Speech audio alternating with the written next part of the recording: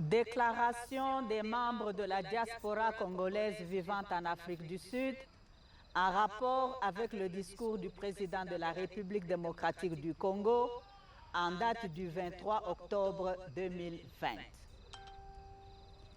Par ce discours de 6 minutes interprété dans tous les sens, Son Excellence Félix-Antoine Tshisekedi Tshilombo, chef de l'État congolais, magistrat suprême et garant de la nation, a remis la pendule à l'heure et les comptes à zéro. Il a donné la chance à tous de se repositionner en choisissant leur camp. 1. Rejoindre le camp du changement pour créer ensemble l'union sacrée pour la nation, ou bien demeurer dans le camp de statu quo qui milite activement contre l'émergence du Congo pour créer ensemble le rêve congolais afin de se motiver et de catalyser le progrès social. Dieu a sûrement honoré notre président selon sa promesse dans 1 Samuel 2, 30. J'honore ceux qui m'honorent, mais ceux qui me méprisent seront méprisés.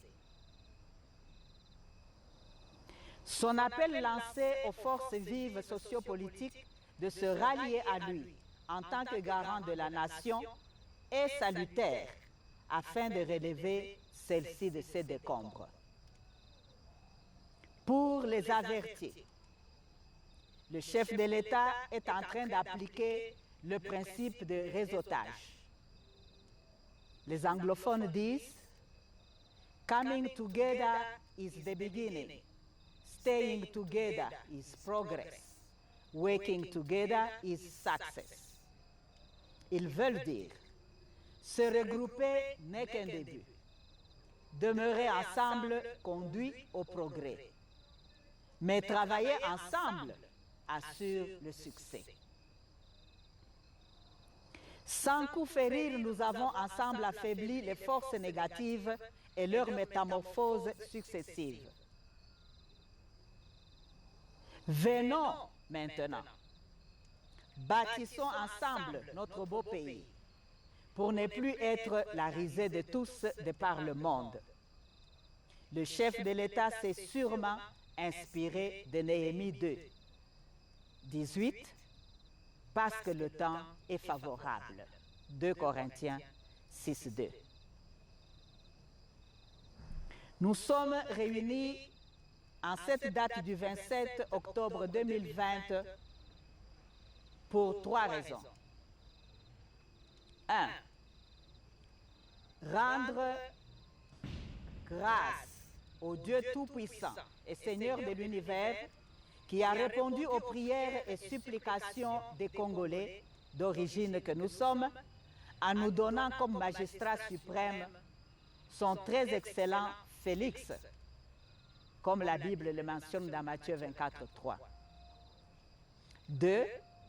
Répondre à son appel lancé aux forces vives sociopolitiques de la nation dans le but de créer l'union sacrée de la nation congolaise. Et 3.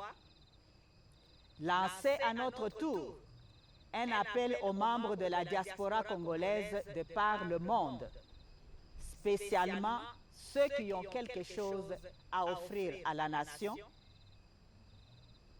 à rejoindre cette initiative de la diaspora congolaise de l'Europe au début de la campagne présidentielle de 2018 sous l'appellation Dynamique Fachi. Elle avait 2 volets. 1. Amener Fachi à la magistrature suprême au Congo, eu égard à son plan d'action visant l'émergence de l'état de droit d'un côté et le progrès social de l'autre. 2. L'accompagner ensuite tout au long de son mandat pour en faire un succès afin de lui assurer un 2e mandat pour couler une fondation solide en vue du décollage économique du pays après l'avoir remis sous les rails. La diaspora congolaise en Afrique du Sud s'inscrit dans la logique de l'inclusivité, comptant sur la fédération des forces avec les autres diasporas congolaises, dans le but d'accompagner la vision du chef de l'État de manière effective. Que Dieu bénisse le Congo, que Dieu bénisse son président et son peuple.